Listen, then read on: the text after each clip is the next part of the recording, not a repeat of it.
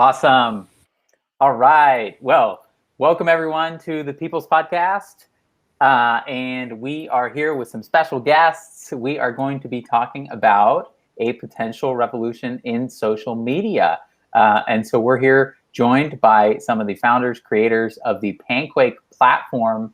And we're going to be talking about the context behind, what's motivated them to create Panquake as a social media alternative.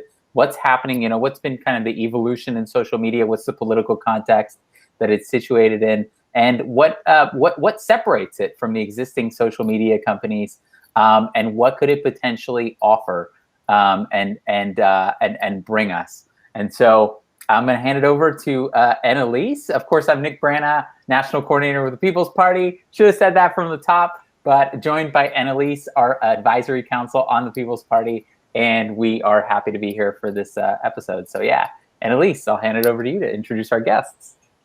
Thank you. Yes, my name is Annalise Garcia. Super happy to be here with you guys for another episode of the People's Podcast. So I'm going to introduce our guests. First, he is the founder of the Yale Privacy Lab, which, by the way, my favorite college professor of all time is from Yale, and he did this class on death, which was amazing. I can't remember his name right now, but we'll talk about that at some point. He is also the principal researcher at ExpressVPN Digital Security Lab, and he is a privacy advisor at Panquake. Please welcome Sean O'Brien. Hey, Sean. Hey, how are you? Hey, I'm good. Thank you for being here. And of course, we have a journalist, activist, and the founder of Panquake. Please welcome, all the way from Russia, Suzie Dawson. Hey, Suzie. Hey, Annalise. Thanks for having me. Thank you for being here. I know it's like 5 a.m. over there, so we really, really appreciate you taking the time. I know you must be exhausted. It's cool. It's a pleasure. All right. Awesome. So I guess the first thing I really wanted to ask about was, I want to start with you, Suzie. Tell us a little bit about your background, how you got interested in the world of social media, and what led you to this moment of deciding to create Panquake. I became an activist in 2011 during the Occupy movement, and social media played an absolutely vital role in allowing us to circulate information that obviously was not available through mainstream channels. But social media also allowed us to connect with other activists all around the world, to organize and to collaborate and to share information with them. And it was really, in many ways, the backbone of the international organizing of the Occupy movement. As an activist and journalist in a variety of movements since then, movements, particularly anti-surveillance movements against the GCSB in New Zealand, also TPPA No Way, which was our movement against the Trans-Pacific Partnership, and a whole host of pro-whistleblower movements and events since then. Social media was our voice. It was our ability to educate the public. It was our ability to reach across borders, and it's just so vitally important. But unfortunately, our ability to communicate has been under persistent attack by corporations, by governments, by security agencies. And the increasing tide of censorship that has been a direct response to our activism and organizing activities and to independent journalism and media as a whole has been quite successful in suppressing our information. And where we have people taking risks, like whistleblowers and independent journalists, really putting themselves on the line to get the truth out there, it is completely unacceptable to me to sit by and do nothing as their voices get suppressed.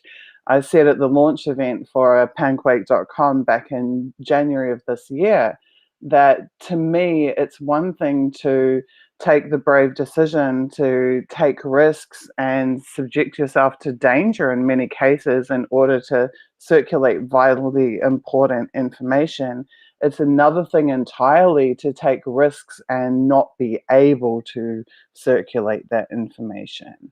And so Panquake is securing the future of communication for vitally important information that otherwise the public would not be able to know, see, or hear if we continue to be constrained by the suppression that we face from corporate platforms. Yeah, that's absolutely true. Yeah. And Sean, I wanted to ask you as a security expert, you know, I've been talking over the past few months about how there's been this culture over the past, 1 or 2 decades where we just want everything for free. And people are starting to wake up to the fact that if something is free, you are the product. Right. And they're starting to understand the value of their data, and they're starting to understand exactly what it means when these companies mine that data and then either sell it off or, whatever nefarious shit they do with it. And so I do believe that there's a cultural shift beginning where we're starting to value our privacy again, and we're finally understanding that we don't want to be the product anymore, and that maybe it's worth it for everything to not be completely free in order for us to have some control over our lives. So, as a privacy expert, what is it about Panquake that is different? What is it about it that drew you to it, and how do you think it can improve the way we do social media? Well, certainly, I think you identify one of the most significant problems with the current sort of modern internet, if not the most significant one, which is that people are using these services with the idea that they're getting something for free, but they're obviously selling themselves, right? And that trade-off, if it's a trade-off at all, right? Most folks are not even really fully aware of it, and certainly aren't fully aware or even able to consent to the type of surveillance they're under. I mean, I was talking about privacy as autonomy. You can make choices now, which will have a far-flung effect on you in 5, 10, 15 years down the line, right? When you're going to do things like, apply for a job or, and being active politically obviously means that you are a target potentially and likely, and having lack of privacy on these platforms has a real serious effect. Panquake sort of gives us the opportunity to fulfill sort of the dream of the earlier internet. It really excites me because it harkens back to a world where we can actually have a platform where we actually get our speech out there to the folks we want to hear it. We're able to use tools without fear of surveillance, certainly, but also without ads being pushed into our face, without manipulation of our user experience, right? So I'm certainly excited about the privacy and security opportunities, starting with, the no ads promise, which we are very, very serious about, right? But also, we want to respect users. We want users to actually use a platform where they're not seeing content and they're not sure why they're seeing it, right? Or they know when they send something out that it's not going to disappear, or that replies to it aren't going to disappear, or that they're not going to be shadow banned in some other way. And Panquake certainly provides that sort of very serious respect, starting with the transparency of having an entire record in a blockchain ledger of the activity and interactions on the network. So that's very awesome stuff, and we're basically, taking that early promise of the internet, that hopeful, wonderful opportunity that being networked together and having a conversation across the world, across the globe, starting with that promise, but also correcting some of the ills of the past and of the current state of things. We can use modern, very cool, very cutting edge technology to not only fix these things, but take everything a little step further. Some other things which we're planning for for Panquake, and again, we're very serious about it, are making sure that users have control over their own information. We don't want to know who you are. We don't want to store information about you. We want information to flow through the network, flow through the servers on the network without caching that stuff, without building user profiles. So we're really building the platform for the average user, as well as whistleblowers, activists, etc. Bringing us back to the early days of the internet is such a good way to put it, Sean. I was lucky enough to spend a couple hours with Sean and Suzie getting a tour of Panquake and some of the new features, and I definitely want to talk about that. We also spoke a little bit about how the early internet is so revolutionary because of the way that it interconnected people and that allowed people to connect outside and to communicate and to share ideas outside of the kind of mediation of major corporations, of television. And so it wasn't one-way programming. It was people actually being able to speak to one another. And then that was formalized in online kind of public squares, which are the social media companies.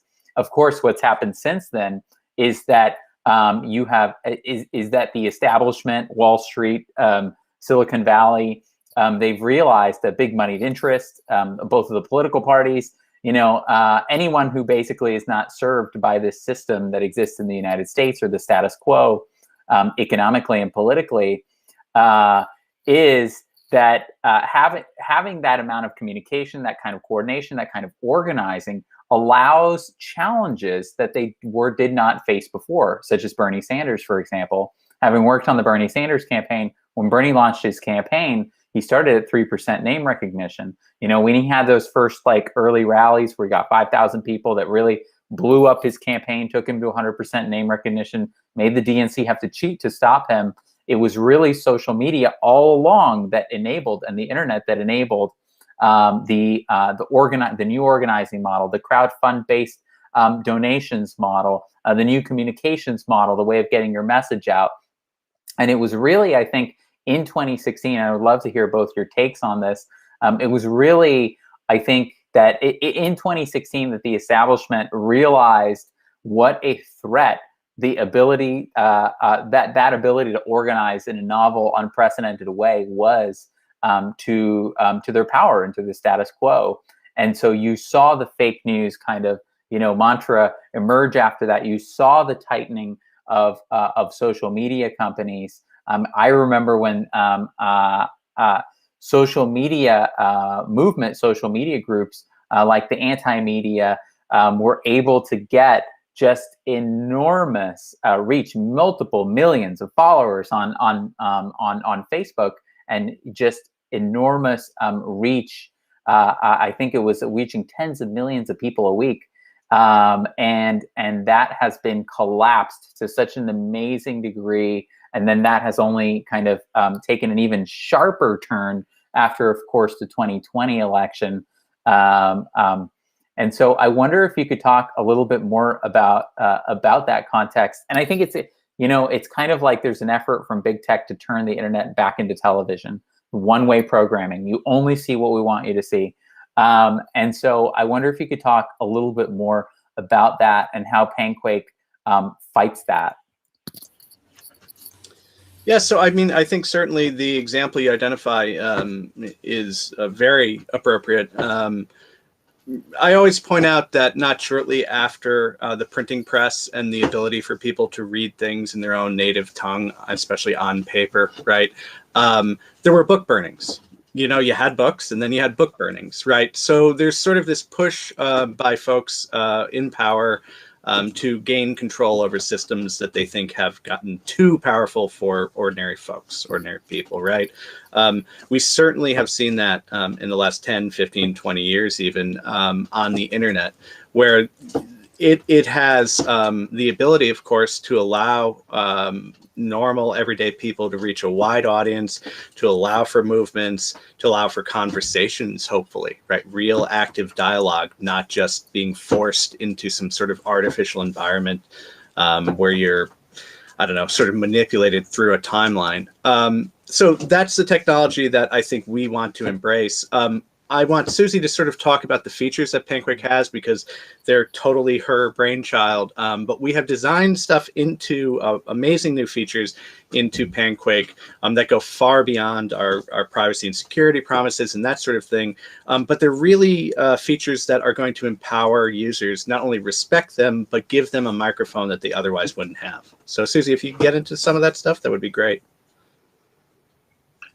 Sure. So, I mean, as a freedom of information activist, and we have 30 volunteers and full-time staff members working on Panquake, all of whom are freedom of information activists, privacy activists. We absolutely, the core focus for us is protecting the user and having transparency for the platform and privacy for the users of the platform. But of course, we still want the platform to be fun. We want it to be cute. We want it to be accessible to the mainstream. And that's why we've got the whole pancake theme across, which Nick and Annalise have both had the chance to see. Our application interface is very cute, very accessible, absolutely gorgeously designed. And that's for that reason. We do want this to be something that serves everybody and not just activists or content creators, but also the audiences and the public at large. We also knew that we could quite easily build some really powerful new features for social reach, and we could create functionality in the platform which, instead of usurping users' time and addicting them to the platform, would actually diminish the amount of time they need to spend on social media to perform the tasks that they want to do on it. So we have employed techniques like what we call altruistic gamification, where you can earn things and gift things to other users, which will help them to boost their content and to penetrate their audience with key information. We, in particular, have built something called Thunderquakes. Thunderquakes are pre-scheduled messages that are, we have an internal currency of Thunderquake points, and that currency can't be purchased for dollars. That currency is earned by users for performing basic actions, and then the Thunderquake points are gifted to accounts that they really love.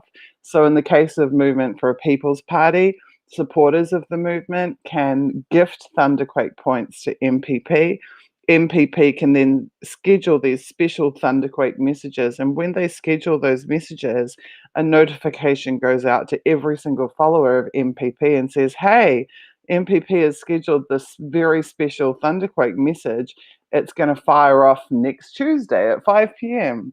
This is the message. Would you like to help spread it?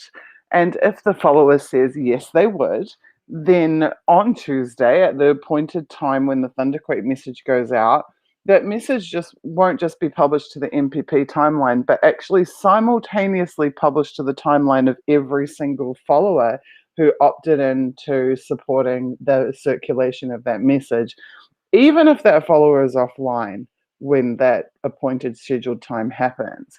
And this means that you, as a supporter of MPP, can dramatically increase the reach of MPP's messages, because now MPP's message isn't only publishing to one timeline followed by however many people, but it could be published to thousands of timelines simultaneously. So that's just one example of where the act of gifting something to an organization that you care about can help that organization to spread vital messages far and wide.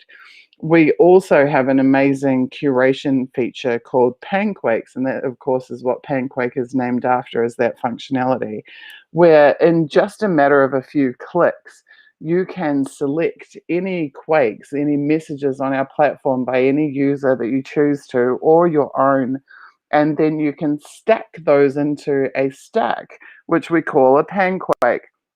And when you do that, when you hit the stack button, it kicks you up a link, a shareable link.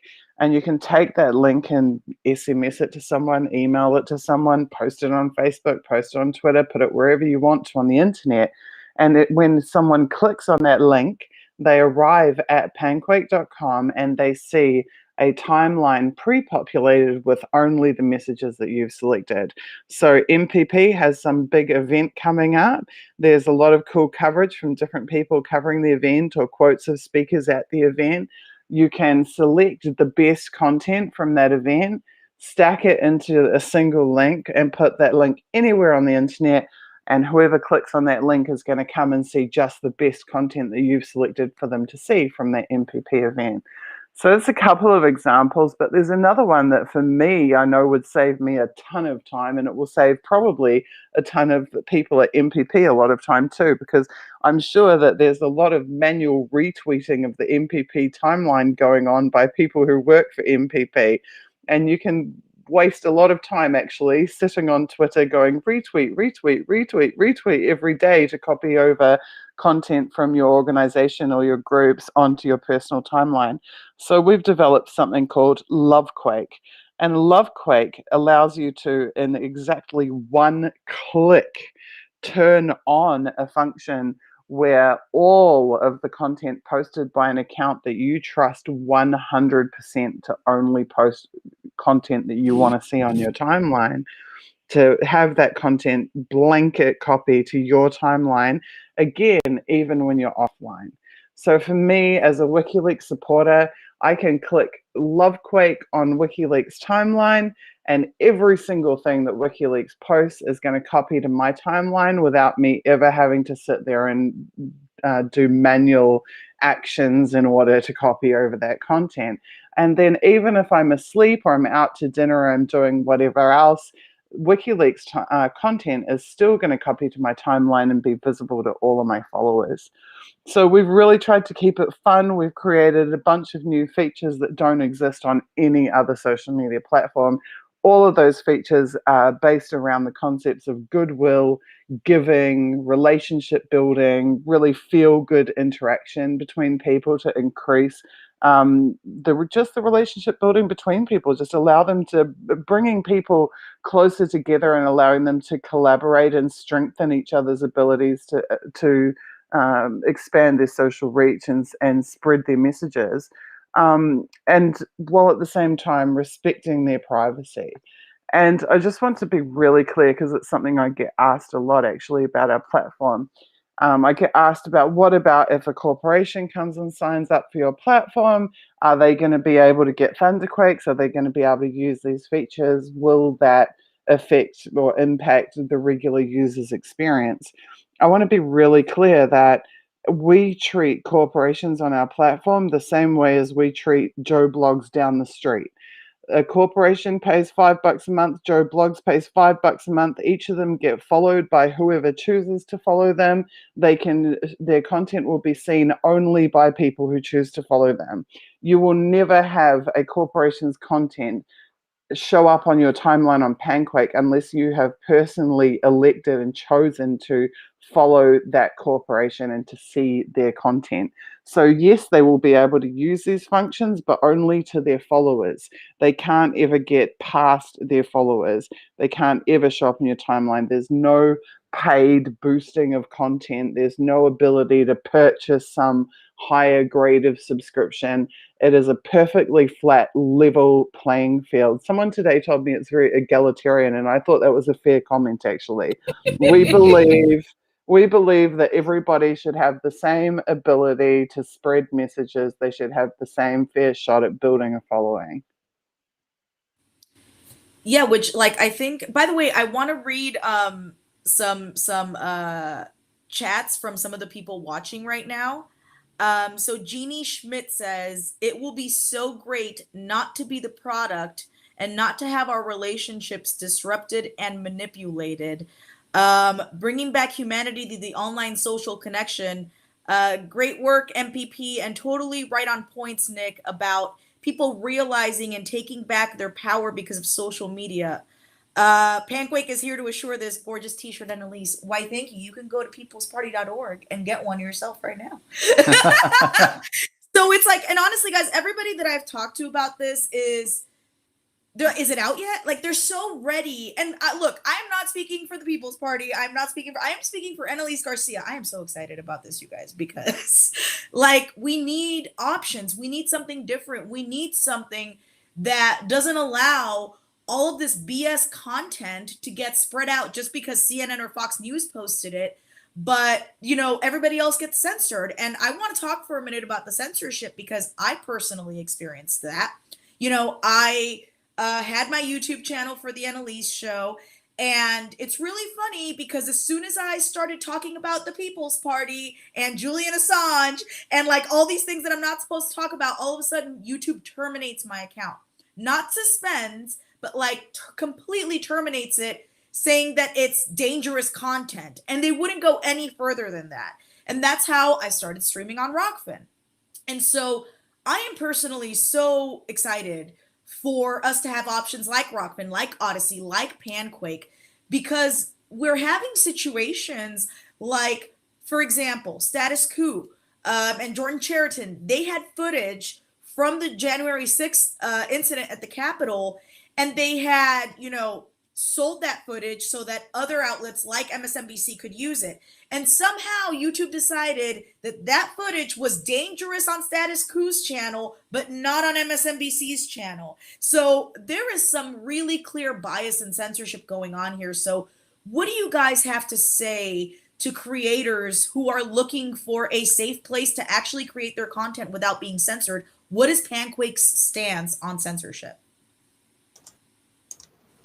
Well, I think certainly what you point out is correct, right? Activists, creators, artists, thinking people around the world who have really looked at the problem of control of the information system, right?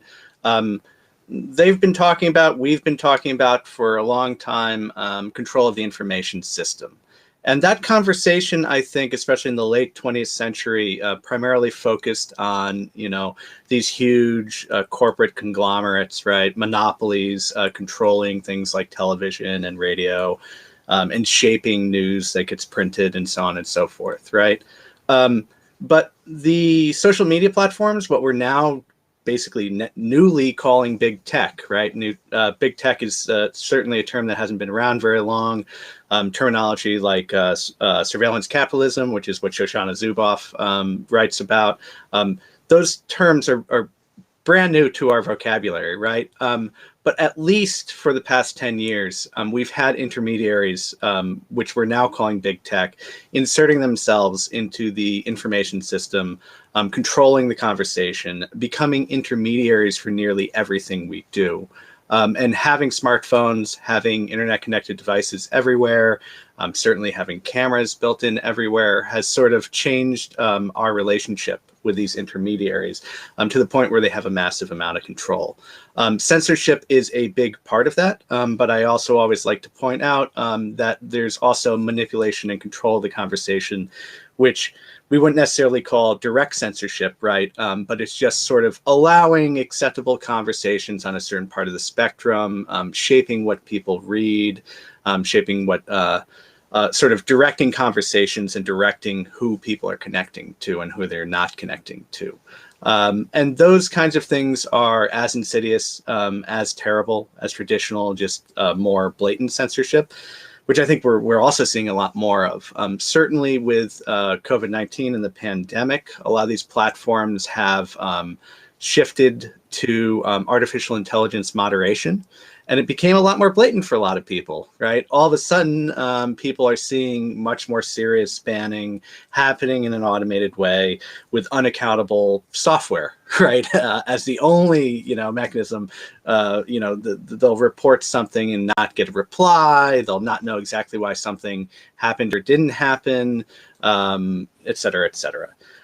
Where Panquake is concerned, I think there's a few things built into the design of it, which certainly you also see on some of these alternative, I like calling them replacement platforms, like the Rockfins of the world and so on. Certainly, we are much more serious about allowing people to have conversations, not doing the kind of moderation and censoring that you would see in big tech. But we also are having conversations that are opt-in. And that's an important thing, I think, to sort of emphasize. People are going to see what they want to see in Panquake. They follow someone, they see their content, right? They look up a topic, they search for a hashtag or some sort of topic. They want to talk about, I don't know, turtles or something. And then they will see content about turtles. That's the kind of baseline sort of rules that you can build into a network when you're not interested in manipulating people. We don't care about dwell time and eyeballs on advertising, and we're not trying to send somebody down some sort of rabbit hole so that we can serve up some ads to them, right? And when you're not doing those things, you can allow people to decide for themselves exactly what they want to see and don't want to see. So I think that's something we've taken very serious in the sort of architectural design of the network from the get-go. And I think in some respects that separates Panquake as well from some of the alternative networks too. I think we're breaking the secrecy paradigm. wherever you get this nefarious activity by corporations or governments, it's always predicated upon their ability to maintain some secrecy around their actions. And I talked earlier about platform transparency, and what that means for Panquake is that we are exposing our actions as a network to our users and allowing them to judge those actions. So when we moderate any content that is illegal on our platform, there is a public record of that moderation. You know whose account we moderated, what message we moderated, what we did to that message, when we did it to that message, who did it to that message, and why we did it to that message. And you can't say that about any other social media company that I'm aware of right now. They constantly censor users, they constantly moderate content, they shut down accounts, suspend and ban people, and you don't know when they did it, you don't know why they did it, you don't know any of the details about that. And so we're trying to just turn that paradigm on its head, allow the users to see what's going on that would otherwise be behind closed doors, but at the same time, like I said earlier, giving privacy to the users. We don't need to know about them. They do need to know about us and what we're doing and how we're doing it. And so we're making sure that they have that visibility. That's a really admirable. Go ahead, Suzie. I would just add, I'm so sorry, that also extends to public information which the user intends to be public and actions which the user takes. There is a permanent blockchain record. If I follow Annalise can click through and see the block record that proves I followed her. If I unfollow her, there's a block record to prove the unfollow. So that's going to get rid of this constant manipulation of followings right now. On Panquake, if 1,000 people follow you, you know that they've followed you, and that follow account is not going to be manipulated by us.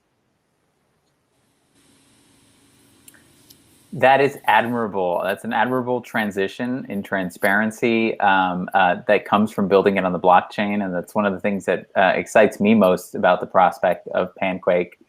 I think we would be remiss if we didn't mention just some of the incredible people who have gotten behind the idea and the concept of Panquake, and some of whom are actively working to build it or to promote it, including Bill Binney, the whistleblower, the NSA whistleblower and ex-technical director, Christine Assange, Julian Assange's mother, Garland Nixon, a friend of the movement, Graham Elwood, Jimmy Dore, Lori Love, Lee Camp, Nico House, Peter Lavelle, Ray McGovern, and of course, Sean, who's right here with us. And so it really is an amazing group of people, many friends of MPP here who are standing up, many friends of the People's Party who recognize the simultaneous importance of having an electoral alternative that is free of corporate money, and the profit motive, and just as it is necessary and important and vital to have a social media and information infrastructure and communication system that is likewise free of the profit motive and of control from big corporations. And so I wanted to, well, Annalise, do you have any questions you wanted to ask? Yeah, well, one of the things that, I wanted to ask you guys about was the way that MPP is going to, or MPP, you guys are MPP, the way that Panquake is going to be structured to make sure that everybody has access to it. So can you guys tell us a little bit about what are compassionate accounts? Sure. So compassionate accounts are an opportunity for users to basically spend more money, purchase accounts for other folks. If someone is not able to subscribe to the platform, and we know there are a lot of folks who are in a rough situation, certainly with the pandemic, also in the global south and in other places where it may be difficult to scrape up $5 to be on a social network. Compassionate accounts are going to allow those users to basically apply for an account. We'll look at that application, and then we will basically gift them those accounts, which are really gifted downstream, right, from other users.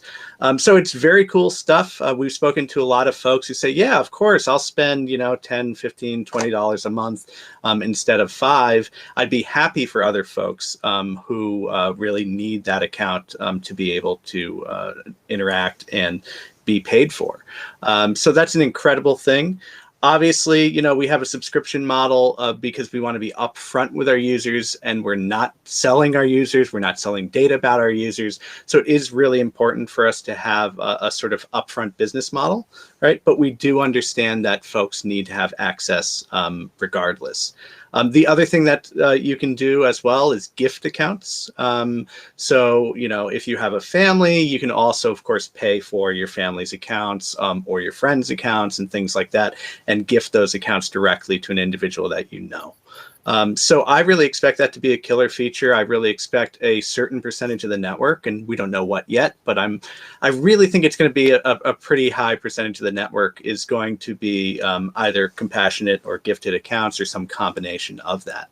And I think that's something that's I don't see anywhere else with paid platforms. So it's another area that Panquake is definitely innovating once again. So the focus on one thing, sorry, Nick, one last thing I wanted to ask about that. I just thought about it, and I'm really curious about.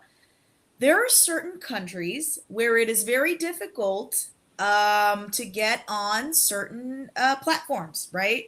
For example, I have family in Cuba. I was born there, and it is very difficult for them to access certain things. Is Panquake going to be accessible to everyone, no matter what part of the world they're in? So we are going to try our damnedest to make sure that's true, right? We're thinking very seriously from an architectural standpoint about censorship circumvention from that level, right? Making sure that we can have users who get around country blocks, having alternative ways to access the network, such as, Tor versions of the sites, right? So we are looking at the architecture that way. Certainly it's going to be a bit of a battle. It's one of the reasons that, Panquake.com is going to need your help, your support, your donations, right? We are, in a very real sense, building a model here that is not only very decentralized, that is not only focusing on the user and also peer-to-peer style interaction between users. We're not just building some social node and some centralized server somewhere that's sitting on, my shelf here in the United States, right? Or some provider somewhere like Amazon AWS or something. We're staying away from all of that. We're making sure that we're putting our infrastructure in the most privacy respecting and also, difficult to circumvent places in the world, such as Iceland. And we will, of course, have to build all kinds of tricks and tools and somersaults to try to make sure people in places like Cuba, in places that even have low connectivity, right? If you're in the middle of a war zone and you need to get information out, we want you to be able to do that. So we're hoping we're going to have a lot of help on that from sort of affinity groups, activists, other folks who see what we're doing and really want to support what we're doing. And I think as we start to deliver the platform to people, as people start seeing it in action, as we continue to have these kinds of conversations, there will be a lot more of that. So, yeah. And by the way, the professor, I remembered his name. It's Shelley Kagan. Oh, I don't know her. I will say maybe he has this great course on death, and I was like, I was in the middle of like realizing that I'm gonna die one day, and so I like just had to watch his course on YouTube, and I was like, oh, thanks, Shelley, I feel better. Okay. I was going to say it might be easier to teach about death than it is to teach about cybersecurity, which is what I taught at Yale. Yeah. Go ahead, Nick. Go ahead. I was wondering a couple of things that came up when we spoke, and that I know people are always wondering. And so the first is, okay, it sounds amazing. Like, what's the timeline? When's it going to be ready? What are you anticipating? And I know there's a lot of uncertainty. A lot of it depends on how quickly you can fundraise and bring people on board. And another question is, how do you build in as much resiliency as possible into the corporate governance structure and the legal control over the entity so that it doesn't, it can't be sold. It can't fold, because I think that people are very much looking for something that they can confide in, that they can say, okay, this is going to be the thing. And I know that the creators, I know that the founders, aren't going to turn around one day and whether they want to sell it, And so I know that you've built in mechanisms into your constitution to avert that. And of course, on top of the dedication of all of each of the, the commitments of each of the people involved as whistleblowers, as people who've devoted their lives to these causes. And so I wonder if you could talk a little bit about both of those. You want to take the first question, Sean? I'll take the second. Sure. So, I think we are moving much more swiftly than anyone anticipated. Now that we have a full-time developer and other folks that we're bringing on to really work full-time on the product, things are progressing very quickly. Actual timeline, Suzie, I'd rather have you kind of nail down. Okay, no problem. So this is easy for me because I was a delivery manager for major corporate builds in New Zealand. This is literally my trade as a software development manager and delivery manager. Corporate builds are slow and corporate builds are expensive. And corporate builds have giant budgets and they have giant problems because they do things very inefficiently. The Panquake team has been hand selected by me. Every single person is someone I've worked with before, either professionally in software development or in activism and journalism. And that has given our team an unprecedented cohesiveness.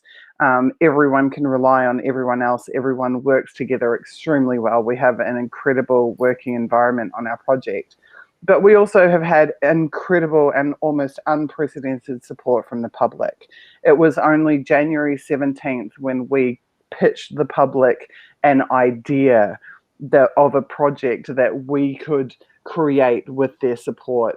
We estimated it would take us 2 months to raise the first $50,000 that we needed just to establish the core of the business, just to register the business, just to do the accounting and legal, to set up the entity of Panquake. We met that target in 3 weeks, in 21 days. So we were ahead of schedule from that point.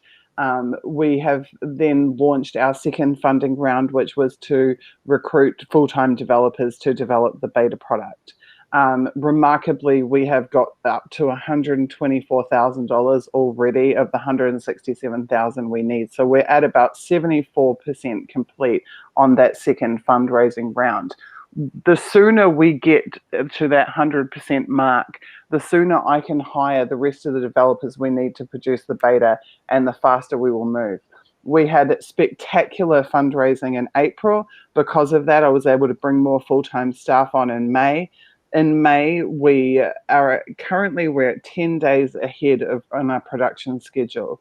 If we can push through to that 167,000, hit that 100% mark on the beta fundraising, the sooner it happens, the faster or the more velocity our project will gain. So if you go and check out panquake.com, hit donate, throw $5 our way or whatever it is that you can afford to contribute to this project, you will be helping to speed up the delivery. I am not someone who's going to break promises to the public, and so I haven't given fixed delivery time schedules, because for me as a professional software delivery manager, I base my delivery schedule off estimations. My estimations are based off the resources I have in terms of the number of developers and how quickly they can move through the tasks. So once I can complete this current funding round and hire on the additional developers, I will be getting completed estimations. I will have a much better idea of how quickly we'll move through the tasks, and I will be able to set a firm delivery schedule. So it really comes down to how quickly we're able to get that financial support from the public as to how quickly we'll deliver the product. But I can tell you that a build of the scale and size of this enterprise in the corporate sphere is a $3 to $10 million build with a roughly 2-year time frame. Already, I can tell you for sure we will be delivering in less than 1 year from the original campaign launch, just based on how quickly we're already moving through it. That could be as soon as 8 months if we can get through our funding rounds as quickly as I would like to.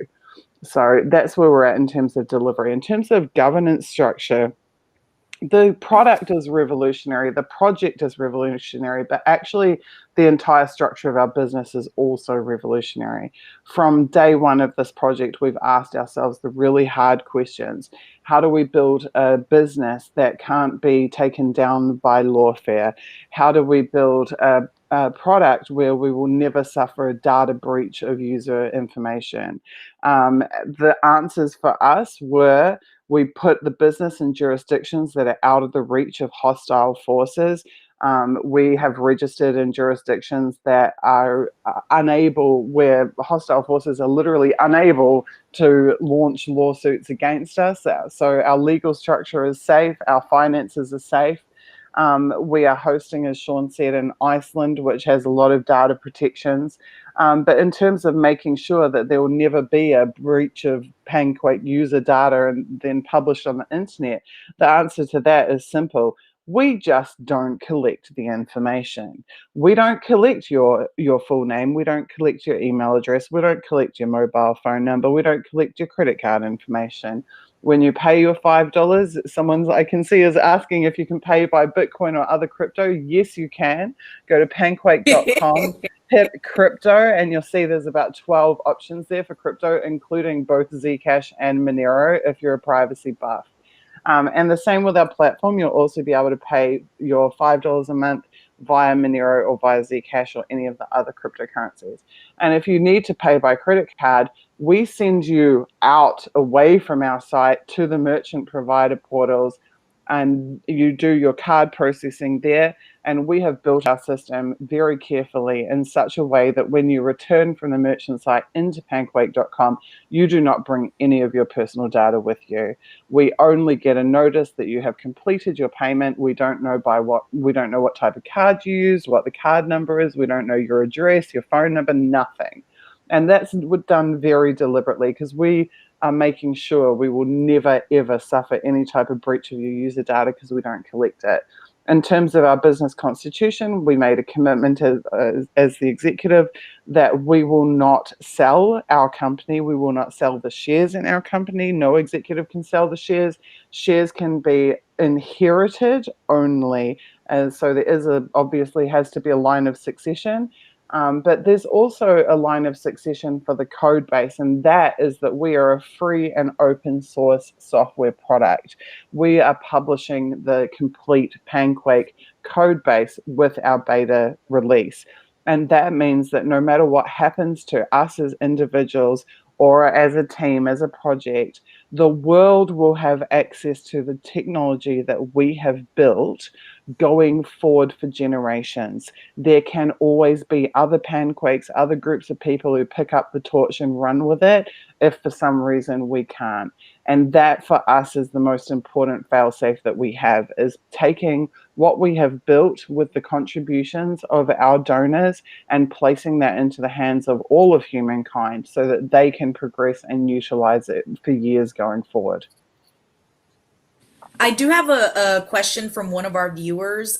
Vicky Adams wants to know, could you guys talk about what will be available for people who are blind or deaf?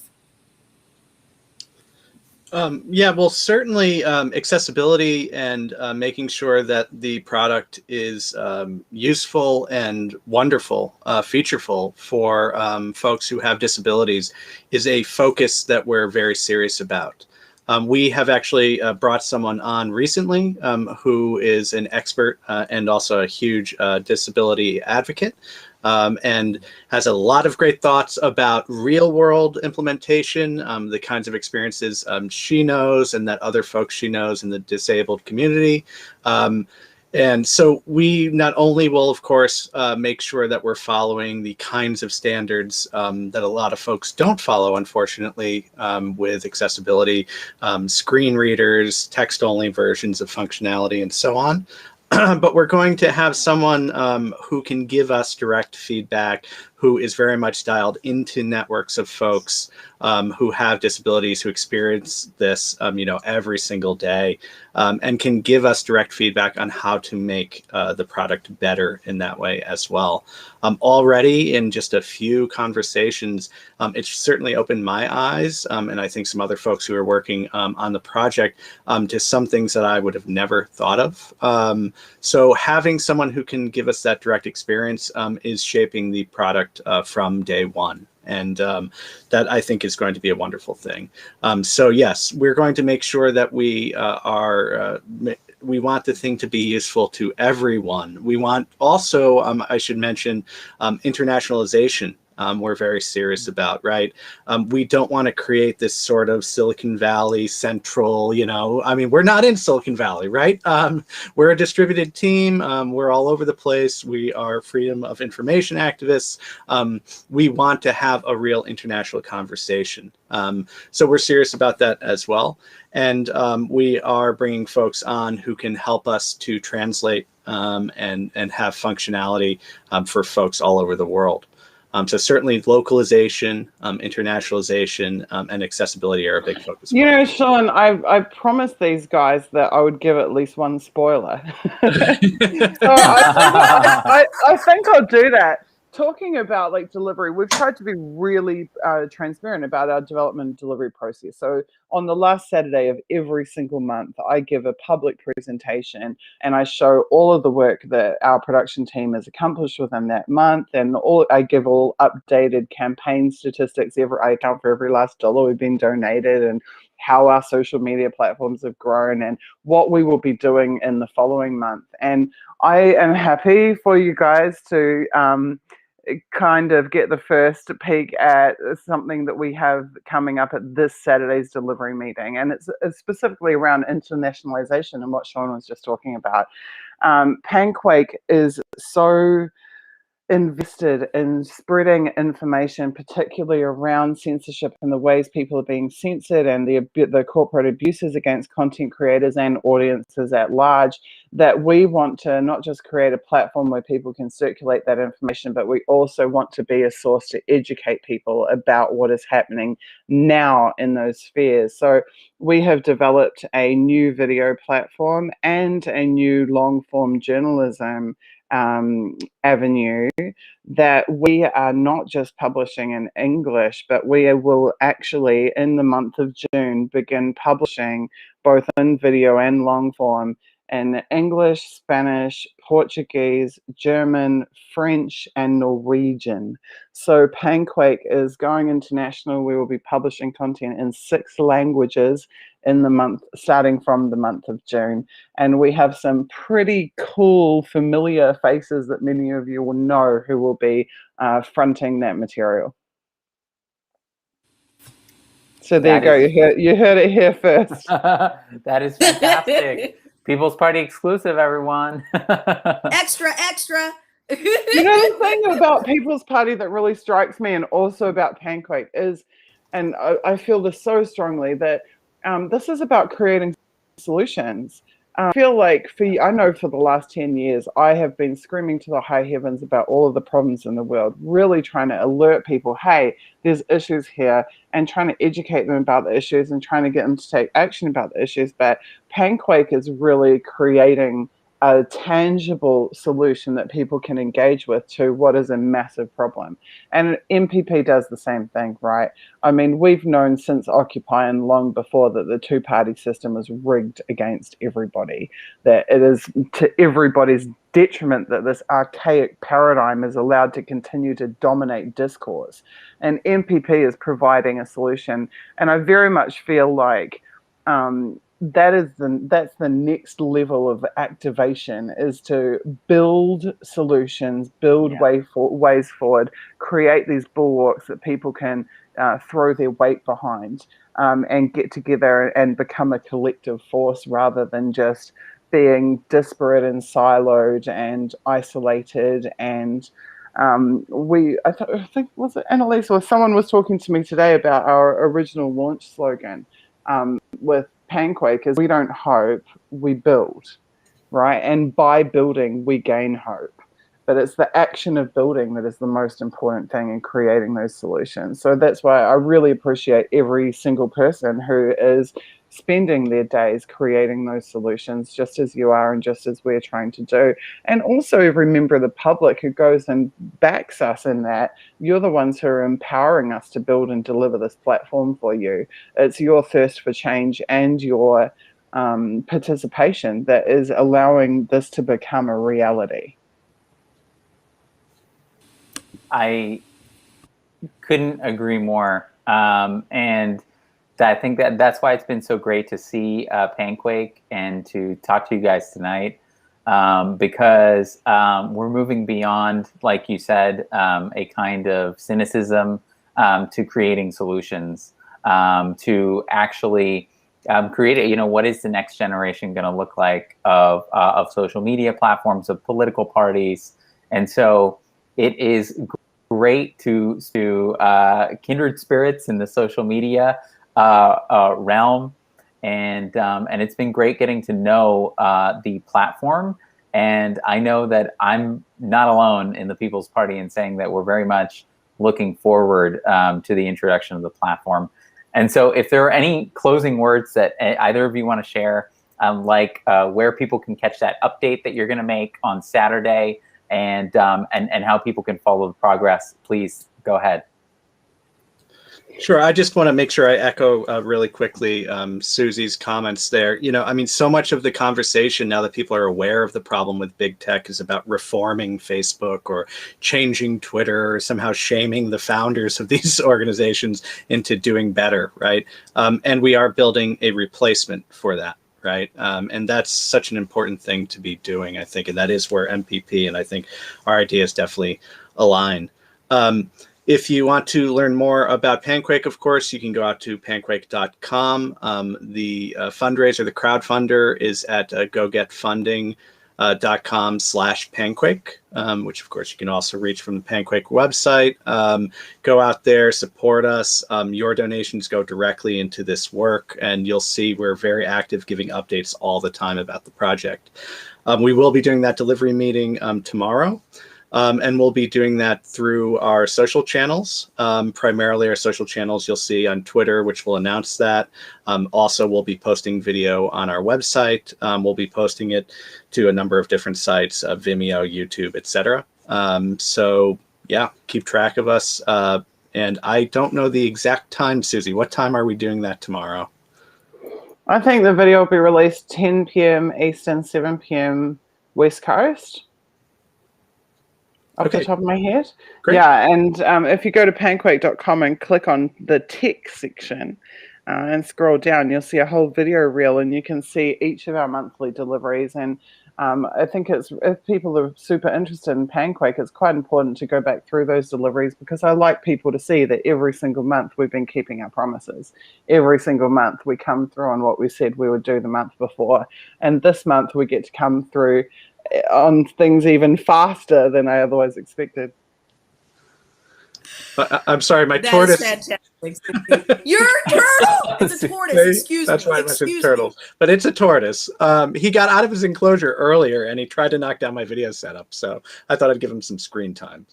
So when you said earlier, if you just want to look up turtles, you were speaking from like personal experience. That's Sean. right.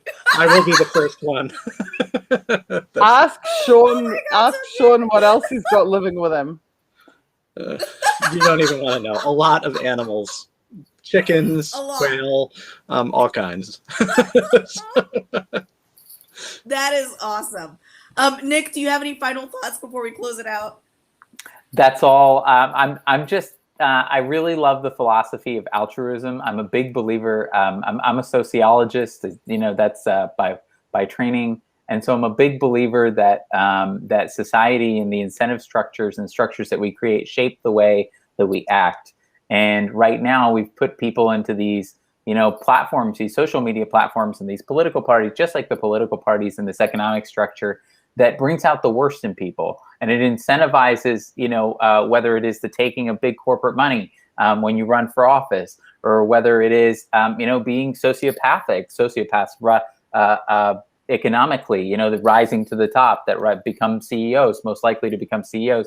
because you don't have any kind of empathy towards what it takes to do that to your work, what you're doing to your workers. And so I believe that just as those incentive structures push people towards the worst kind of behaviors, that is a choice that we get to make.